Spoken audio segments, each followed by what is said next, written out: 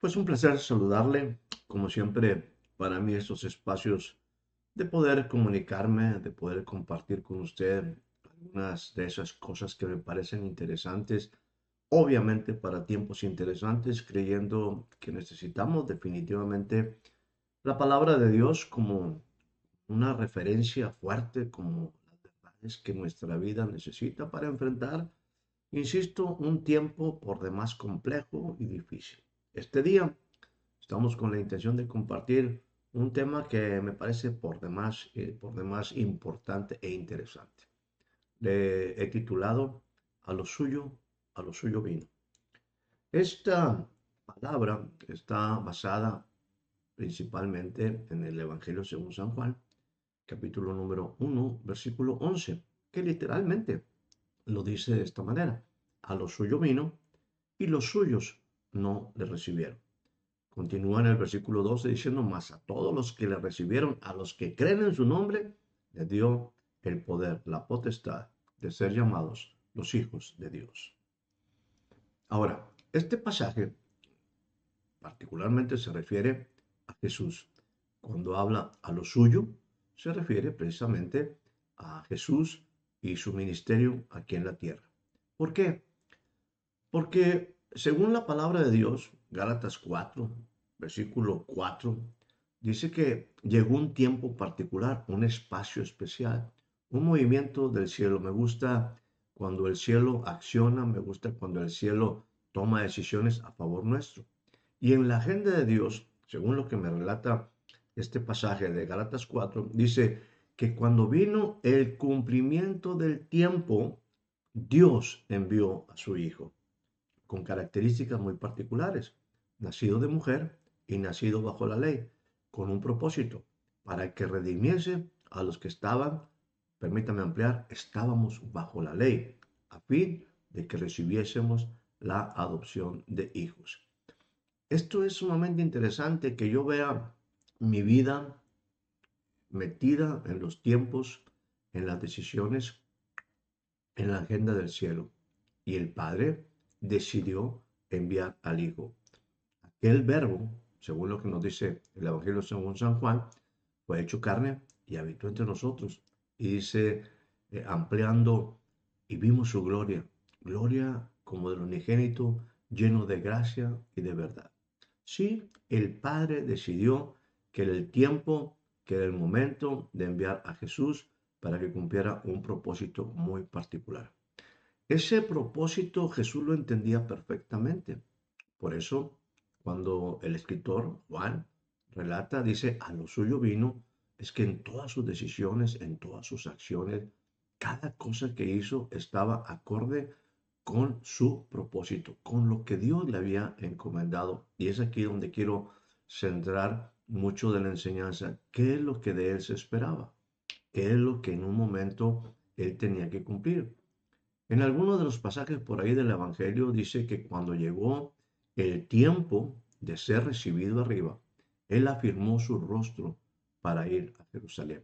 Él tenía muy claro cuál era el propósito de su vida, el trabajo que debía realizar, y esto implicó que tuviera pues precisamente claridad cada momento, cada tiempo de lo que se esperaba de él.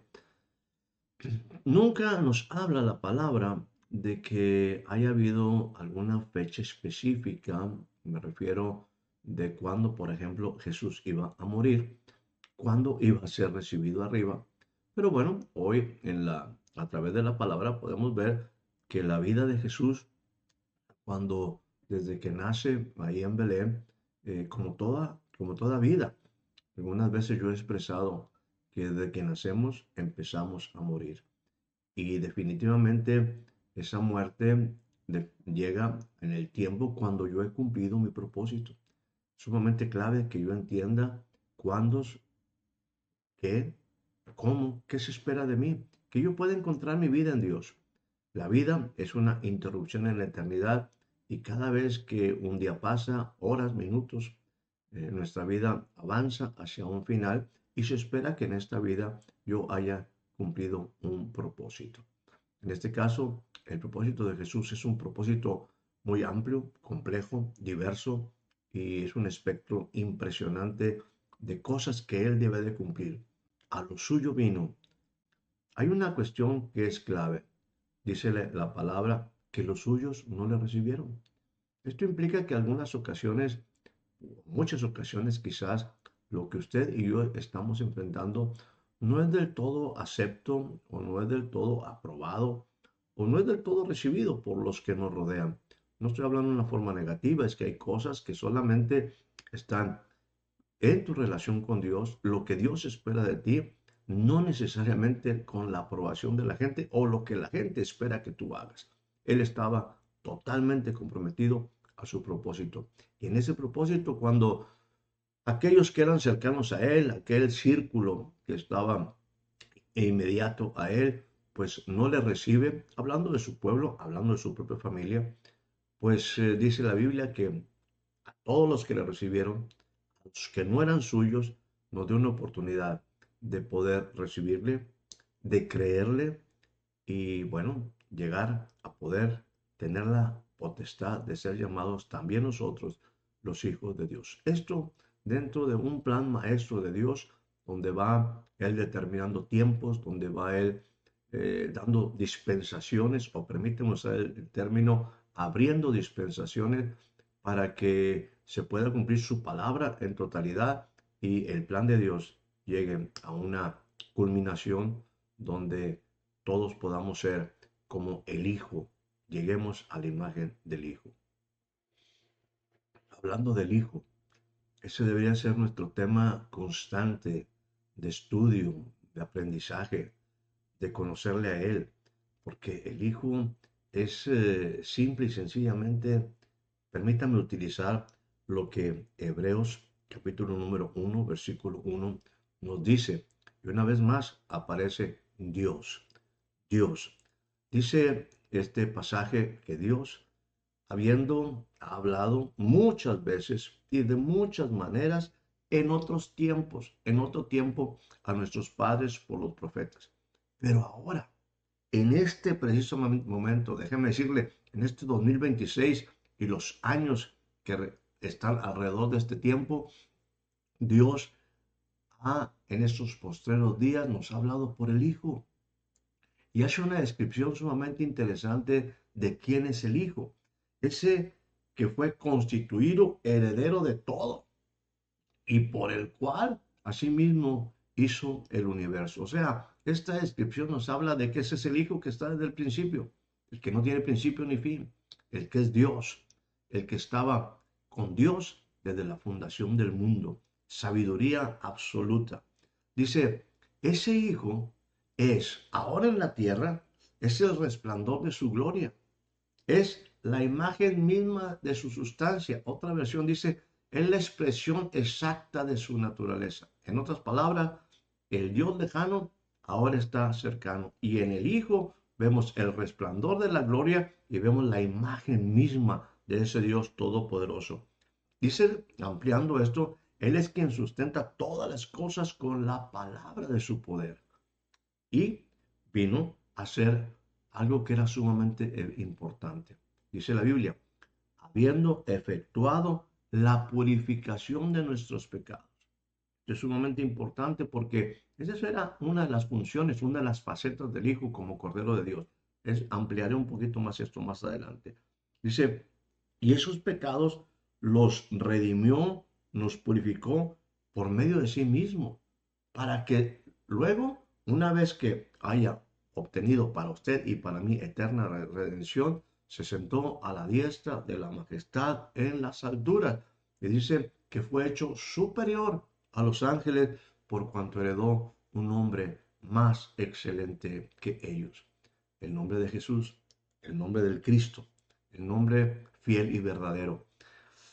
Decir todo esto es porque es clave que usted y yo entendamos por qué me estoy enfocando en que conozcamos, entendamos la función del Hijo y que el Hijo es para nosotros alguien que debemos tener en alta estima y sobre todo tener el oído fino para escucharlo, en tener el entendimiento para que a través de la palabra podamos, ¿por qué no?, aceptar, recibir sus enseñanzas que van a potencializar nuestra vida. para una vida totalmente diferente. El Hijo es el que está hablando hoy. El Hijo es el que nos ministra hoy. El Hijo está haciendo un papel sumamente importante en estos días y usted y yo, si queremos un tiempo diferente en estos posteriores tiempos, tenemos que conocer en todos los sentidos al Hijo. ¿Quién es el Hijo? Déjeme, porque pretendo con estas enseñanzas hacer algo breve y bueno, inquietarle a que usted profundice, obviamente, mucho más, porque yo mismo tengo que aprender a profundizar para conocer más acerca del Hijo, las características. Ese Hijo que vino a lo suyo, vino a cumplir un gran propósito.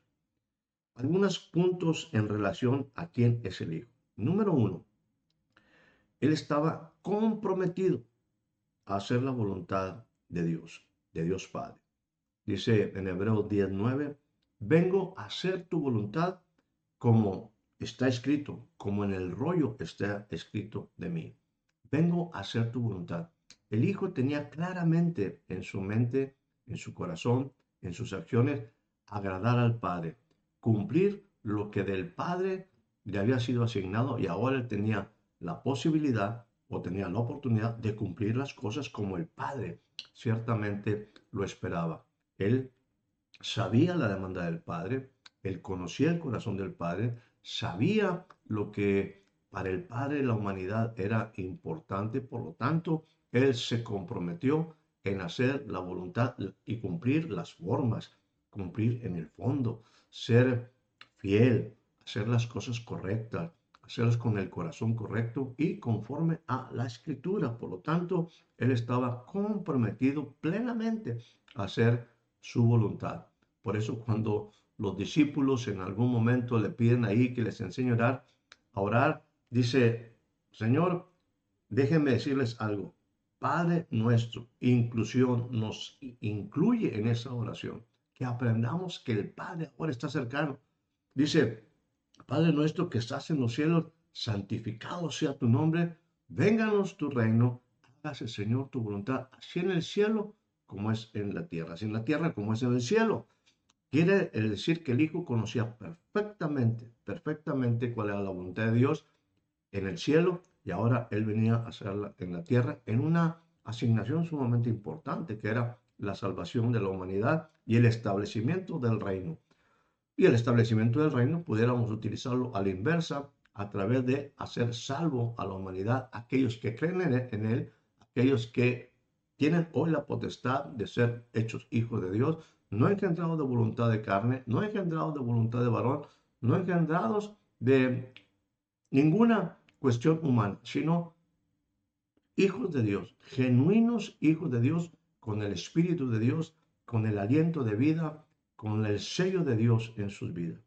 Este hijo no solamente estaba comprometido con la voluntad, era y fue hecho superior a los ángeles. Entendamos esto. Dice que hereda un nombre que es más excelente que ellos.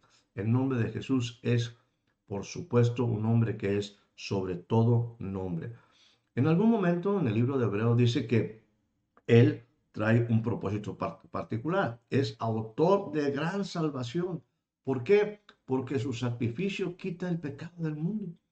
Viene a establecer algo totalmente diferente. Ya no se requieren constantemente los sacrificios. Cada año no se requiere que, como los sacerdotes aquí tradicionales, me refiero en el sentido del pensamiento o la estructura de la religión judía, que cada año tenían que ofrecer primero sacrificios por sí mismos y luego sacrificios por la gente, sacerdotes a favor de los hombres.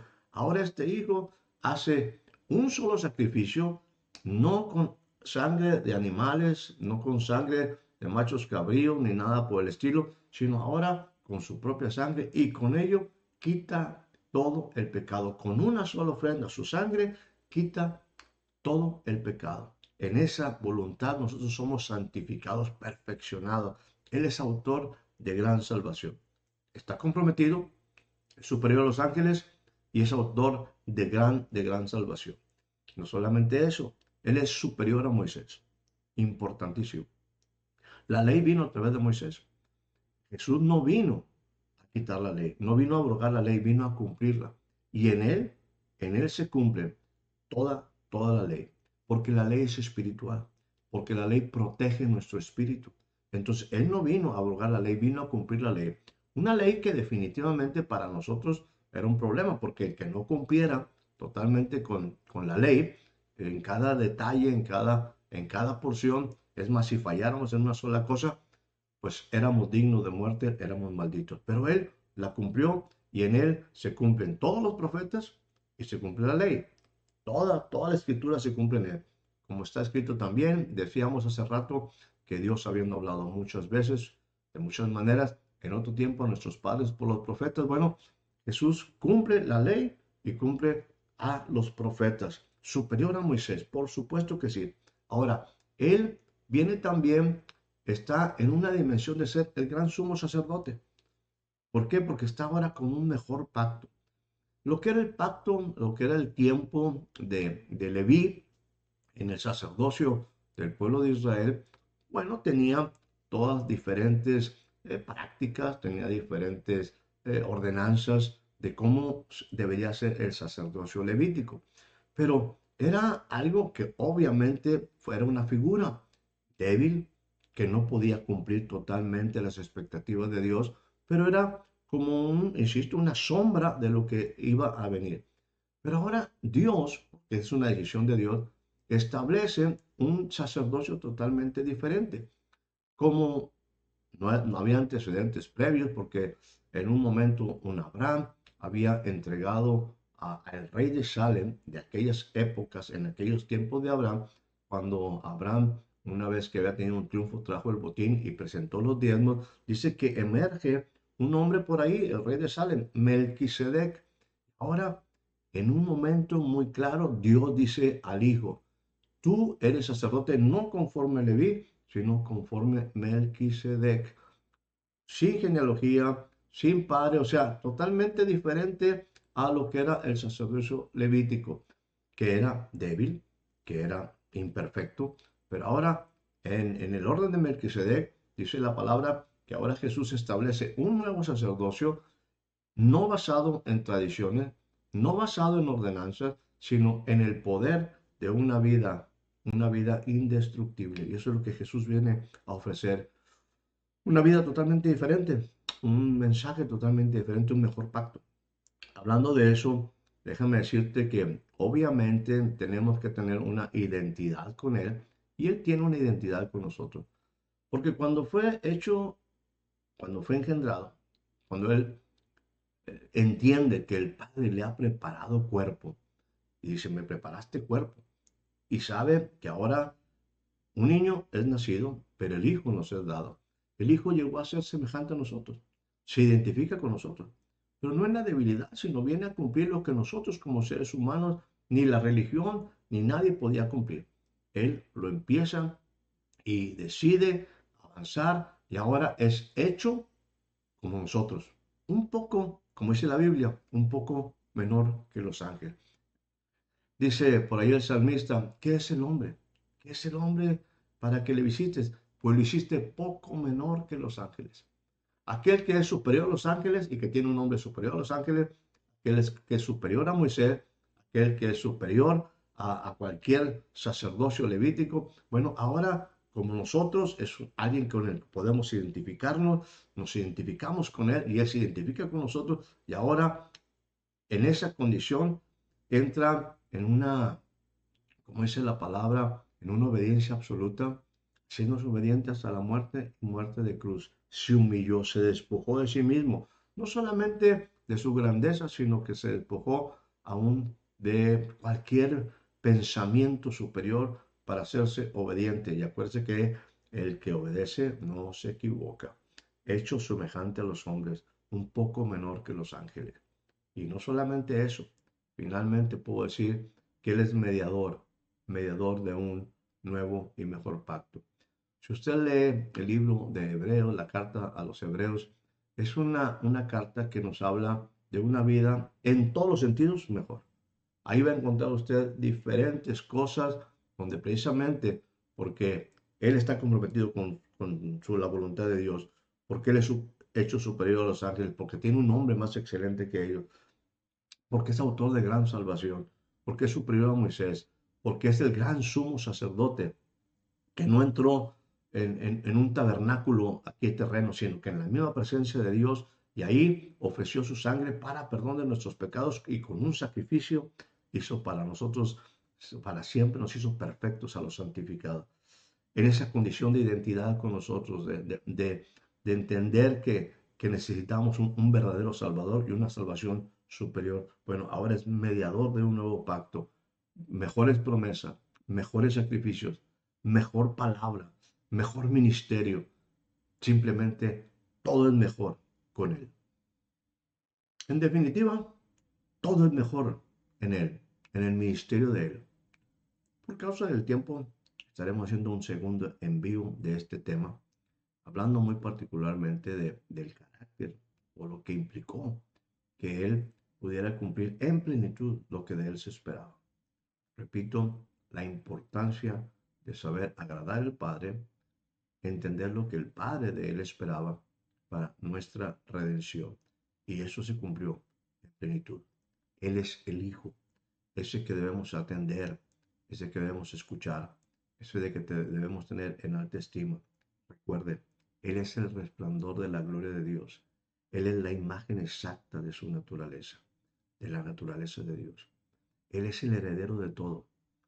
Él fue constituido heredero absoluto y es quien sostiene todas las cosas con la palabra de su poder. Él es quien nos perdona. Él es el que nos purifica. Él es el que ofreció un sacrificio por ti y por mí. Y Él es el que tiene un nombre que es más excelente que todo ser creado. Él es Jesús, nuestro Señor, el Cristo resucitado, el Rey de Reyes, Señor de Señores, Santo, sublime, perfecto, nuestro Salvador.